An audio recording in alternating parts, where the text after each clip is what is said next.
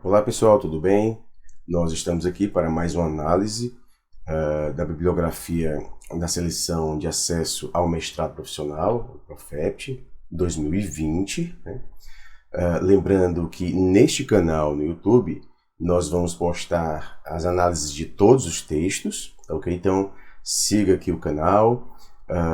Nós também temos um curso no qual oferecemos, né, essas aulas. Vamos postar no curso diversos simulados, divididos em níveis de dificuldade, fácil, médio e difícil, como nós já fizemos anteriormente, né?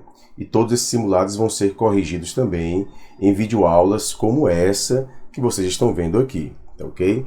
Então, assim como nós também estamos postando aqui essas aulas, nesse canal no YouTube, nós também estamos postando na plataforma do nosso curso, ok?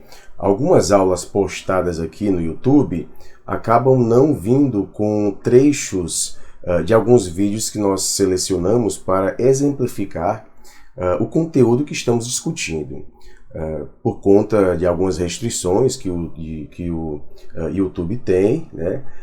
Então a gente acaba não podendo utilizar trechos de filmes, de documentários, de entrevistas, né, que são muito bons para exemplificar o conteúdo que a gente está discutindo aqui, ok? Lá na plataforma, como nós utilizamos uma outra plataforma de armazenamento de vídeos, né, não há problema em utilizar esses documentários, esses filmes. Então a gente, no curso, nós postamos essas mesmas aulas, mas com alguns exemplos a mais, né?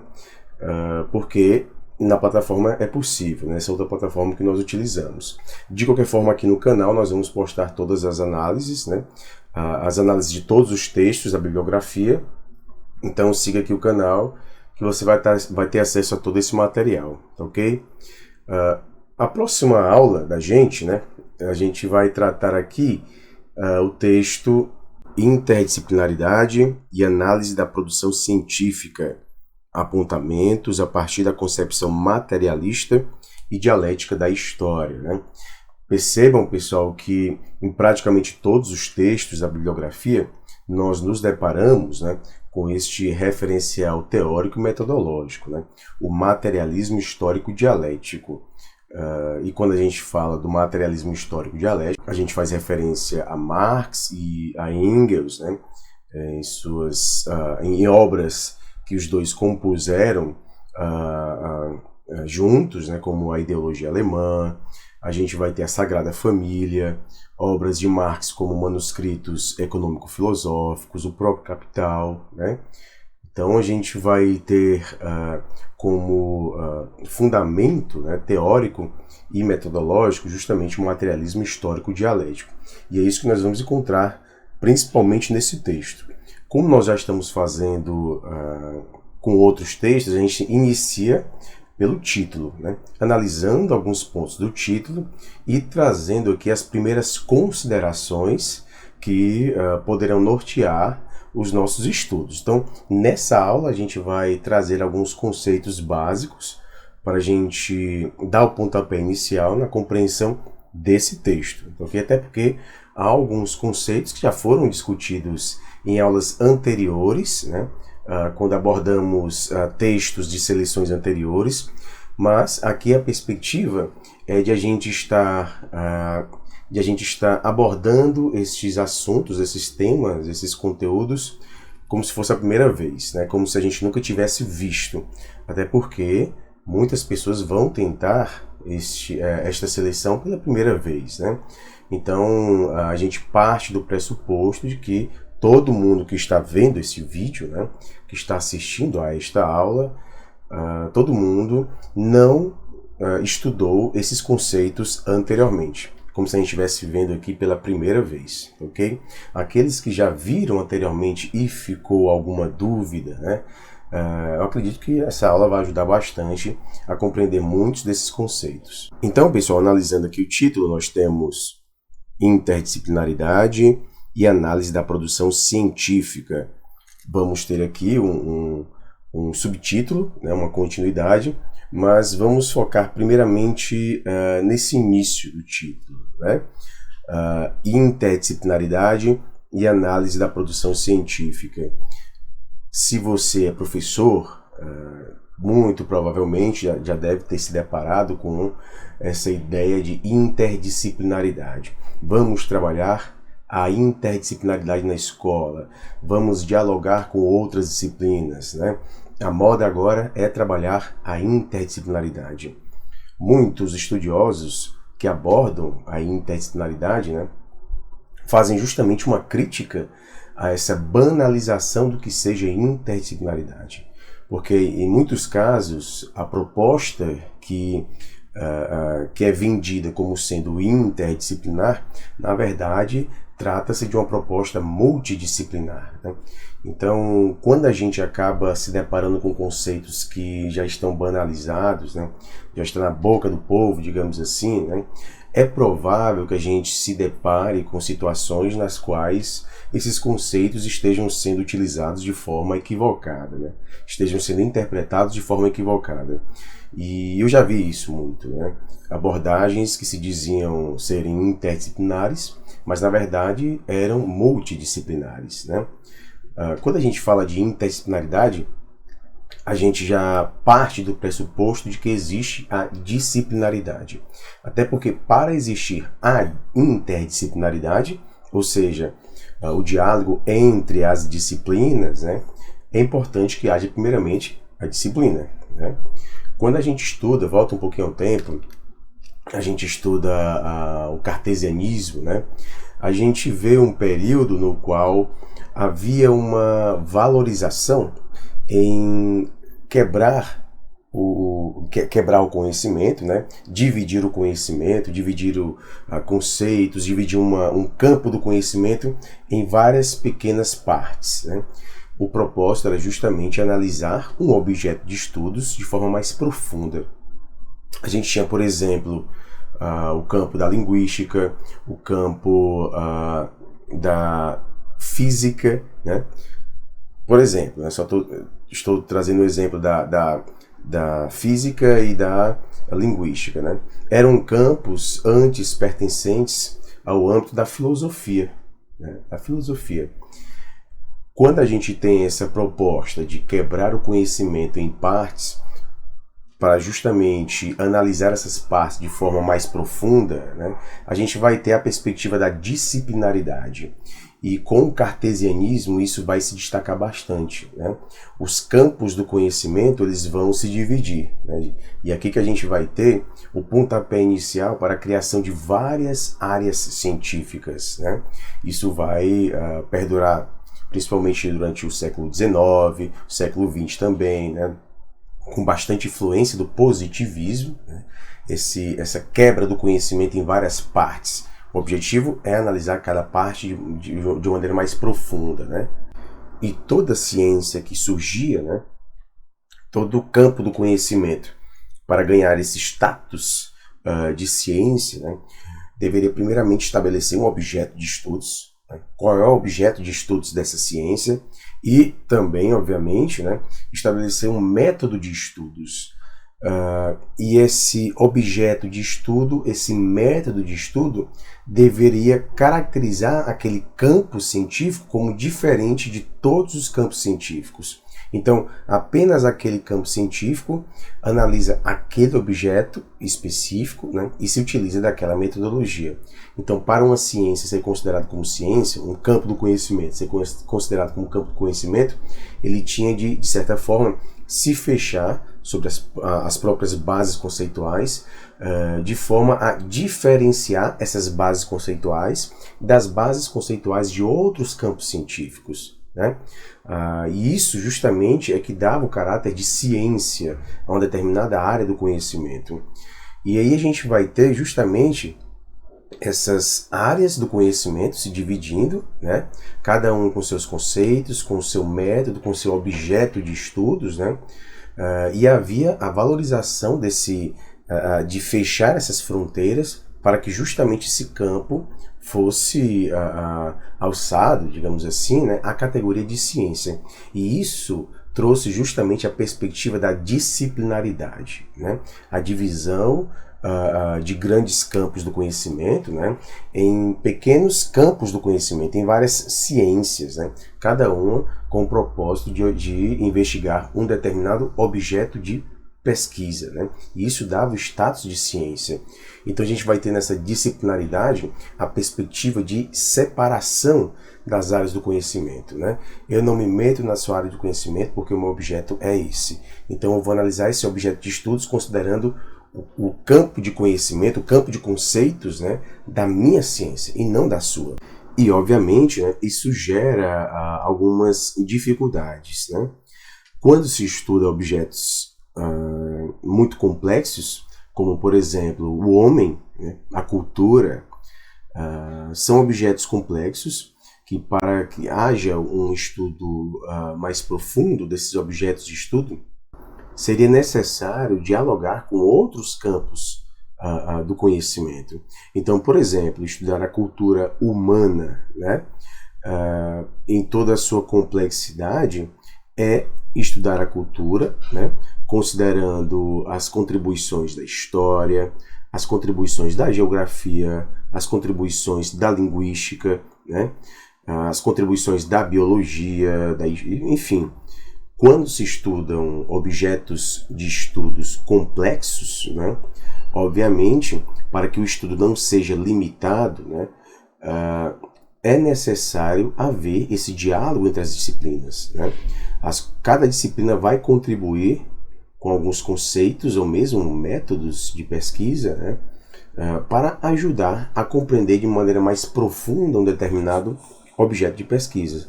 Porque, considerando apenas uma área do conhecimento, para se estudar um objeto que é muito complexo, né, muito provavelmente os resultados dessa pesquisa seriam limitados, né, não trariam toda essa complexidade que aquele objeto de estudos representa. Então foi justamente para superar os limites dessa perspectiva disciplinar que a gente vai ter aqui a interdisciplinaridade, né? O diálogo entre as disciplinas para estudar um objeto que é complexo, né? E a gente teria um resultado, né? Um resultado de pesquisa que veio justamente pelo diálogo dessas disciplinas. Isso vem sendo confundido bastante com a perspectiva da multidisciplinaridade. Na multidisciplinaridade a gente tem várias áreas do conhecimento, né, interpretando o mesmo objeto de estudos e cada uma vai ver de maneira diferente aquele objeto de estudos. Então a perspectiva não é na multidisciplinaridade, não é todas as disciplinas dialogando para gerar um resultado, né, que seria o consolidado, né, do diálogo entre as disciplinas. Não, na multidisciplinaridade é como se a gente tivesse vários resultados, né? Cada disciplina vai dar o seu ponto de vista em relação àquele objeto que está sendo investigado. E a ideia aqui, neste artigo, é justamente trazer a perspectiva da interdisciplinaridade na análise da produção científica, como a produção científica está se utilizando da ideia da interdisciplinaridade. Quais são os limites, né? Quais são os desafios de se trabalhar a interdisciplinaridade, né? Principalmente porque a gente ainda traz essa tradição cartesiana. A gente ainda vive isso. A gente ainda foi educado, né, considerando aqui uma influência muito grande do cartesianismo, né?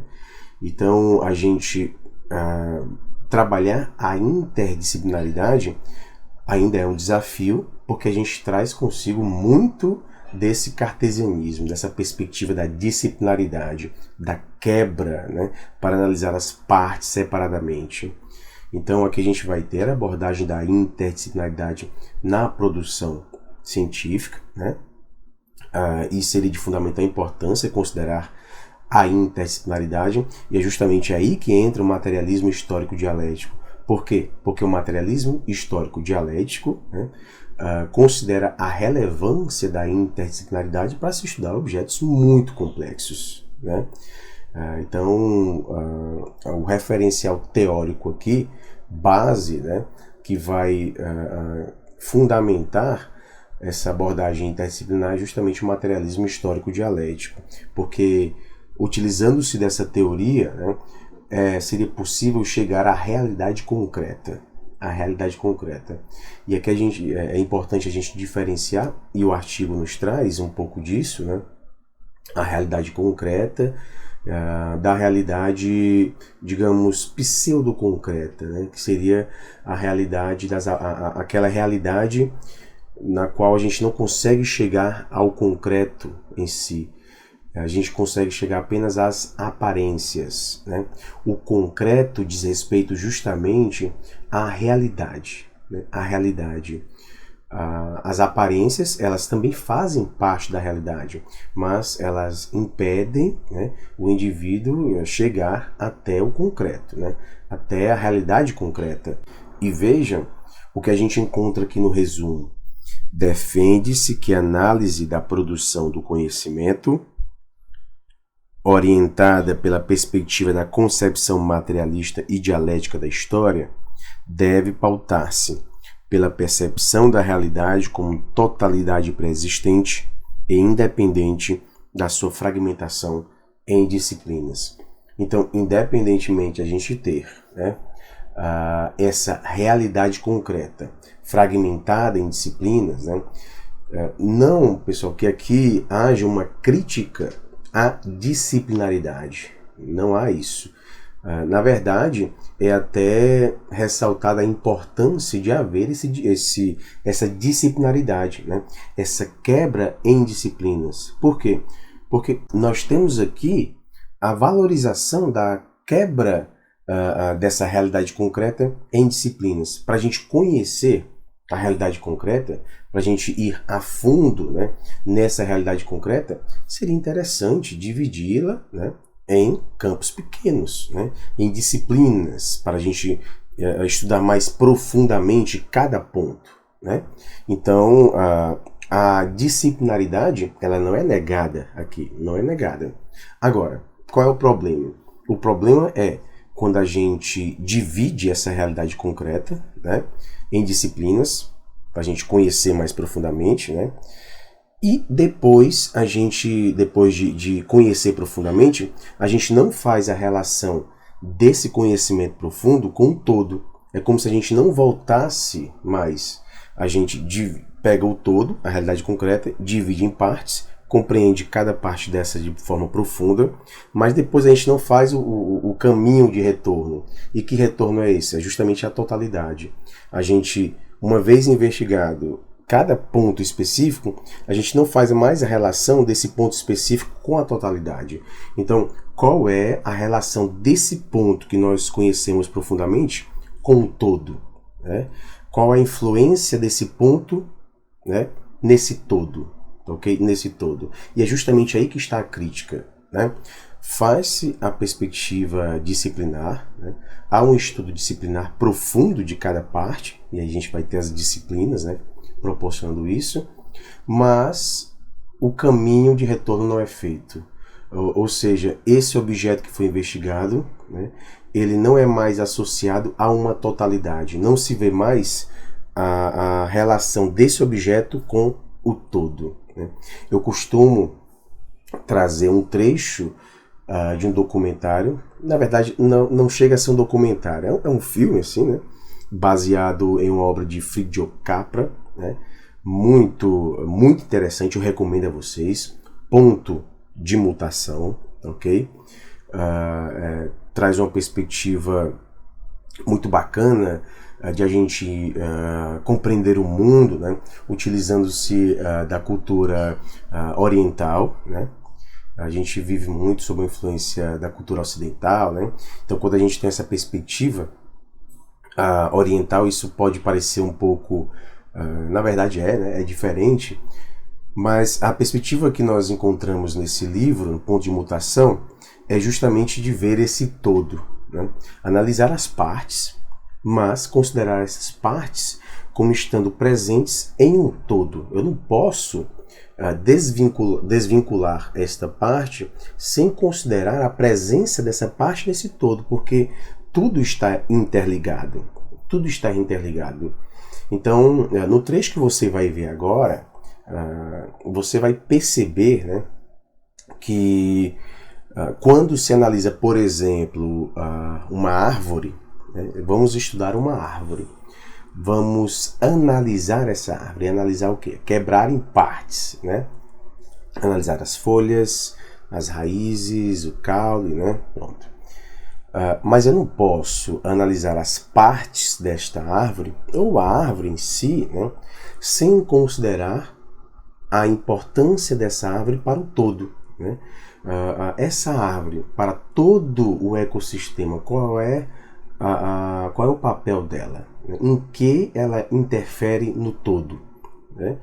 Então, é analisar cada parte da árvore, a árvore como um todo, né?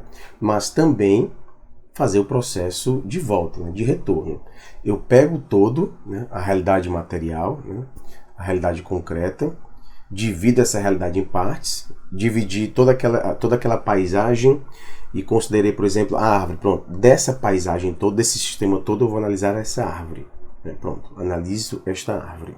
É como se eu tivesse quebrado essa realidade concreta e vou analisar um ponto dessa realidade, né? Pois bem, analisei essa árvore, estudei essa árvore, agora eu devo fazer a relação dessa árvore com o todo, né? Qual é o papel dela nesse todo? E é justamente isso que esse trecho do filme Ponto de Mutação, que é baseado no livro Ponto de Mutação, de Capra, né? É justamente isso que esse trecho nos traz, né? A compreensão desse todo. Então veja esse trecho que eu acredito que vai ajudar bastante na compreensão. This is real science. And many scientists, including some Nobel laureates, have been working on these ideas. Prigozhin, Bateson, Maturana, just to mention a few. Yes, it is science, but of a new kind. Instead of concentrating on basic building blocks, the systems view concentrates on principles of organization. Instead of cutting things to pieces, it looks at the living system as a whole. How can you think usefully about things in this holistic way? That's what I don't see. You can contemplate them, you can look at them, as Thomas says. But if you want to do something, if you want to get into specifics, by definition, don't you have to take things apart? How can you talk usefully about a tree without talking about its roots or its leaves or its bark? Well, I could, without even naming the parts you mentioned. A Cartesian would look at a tree and conceptually take it to pieces. But then he would never really understand the nature of the tree. A systems thinker would look at a tree and see the seasonal exchange between tree and earth, earth and sky. Would see the annual cycle, which really is one big breath the earth takes through its forests, providing us with oxygen, a breath of life, linking the earth with the sky and us with the universe. A systems thinker would look at the tree and see the life of the tree only in relation to the life of the whole forest. Would see the tree as a habitat for birds, a home for insects. But if you look at a tree and try to understand it as something separate, you will be bewildered by the millions of fruits it's producing in its lifetime, because only 1 or 2 trees will grow from those fruits. So if you look at the tree and see it as a member of a larger living system, that abundance of fruits will make sense, because hundreds upon hundreds of forest animals and birds will survive because of them. Interdependence. And the tree cannot survive on its own either. To draw water from the ground, it needs the fungus that grows at the tip of each root. And the fungus needs the root to survive, and the root needs the fungus. If one dies, the other dies. And there are millions of relationships like this in our world, each depending on each other for life.